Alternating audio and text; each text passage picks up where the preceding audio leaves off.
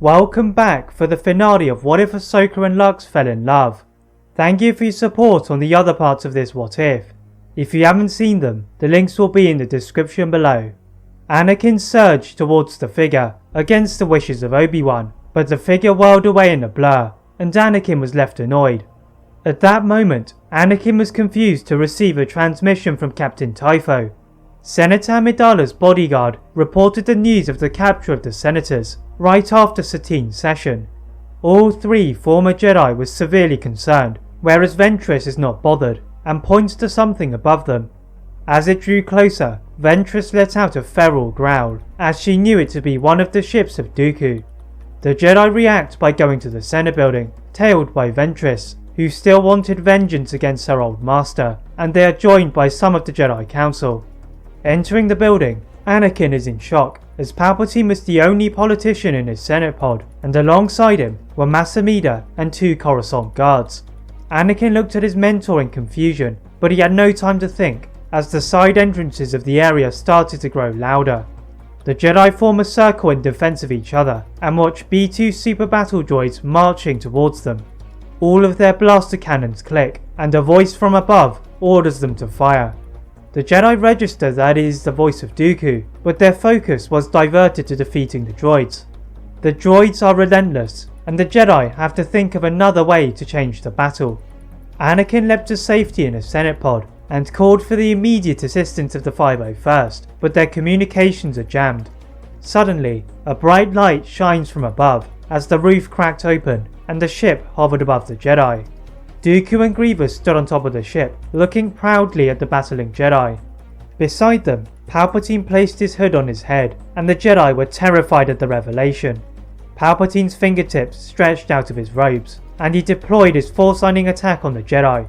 The light side wielders are blasted across the room, most of them unconscious or dead from the attack. Anakin and Ahsoka were fortunate to be amongst the survivors, and staggered to their feet in a Senate pod. The droids are still alive and firing, and they quickly duck, watching Obi-Wan hopping between platforms. This gave them an idea. Anakin and Ahsoka used the Force to target one of the Senate pods, and push it towards the droids, disabling them immediately. The other Jedi soon follow their lead, and the Sith are taken slightly by surprise from their elevated position. Palpatine and Dooku utilize a bout of Sith sorcery to counter the attacks, but the Jedi are able to place themselves on the same level as the Sith, engaging in a series of Force-augmented attacks. Dooku orders Grievous to deal with the threat, and the cyborg wastes no time in decapitating several Jedi Masters, spreading the Jedi out again.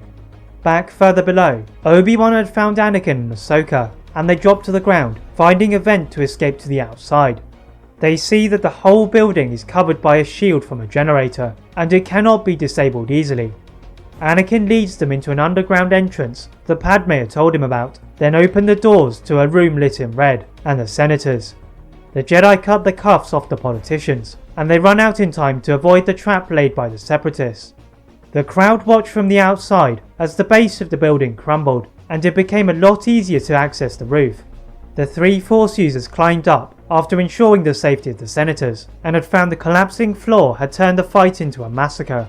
Obi-Wan then Anakin joined the fight against the survivors of Palpatine and Grievous, as Dooku had been buried beneath the rubble after a sacrifice from Ventress.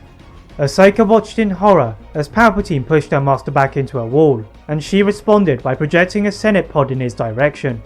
The Sith Lord ordered Grievous to dispatch of the distraction, but from behind, Saw Gerrera had a rocket launch over his shoulder, and accurately blasted it into the back of Grievous, causing an almighty blast. The dust settles, and Anakin coughs and splutters his way out. The Jedi Knight sees his Padawan and Master in a similar place, and uses the Force to lift the pillars off of them. Obi-Wan and Ahsoka shake the dust off of them, and help clear the area, as the clones attend to the stranded Jedi. Walking outside, the shield had been lifted, and they see Padme, Satine and Lux running towards them. Going to the 500 Republic tower, Padme and Anakin try to repair the damage on Coruscant. Satine and Obi-Wan go to negotiate territories in the Outer Rim, leaving Ahsoka and Lux free to roam the galaxy together. That is it for What If Ahsoka and Lux Fell in Love.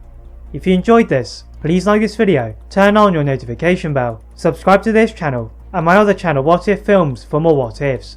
And as always, Leave a comment on what if you'd all like to see next, and how I can improve my videos. Thank you very much for watching, and see you next time.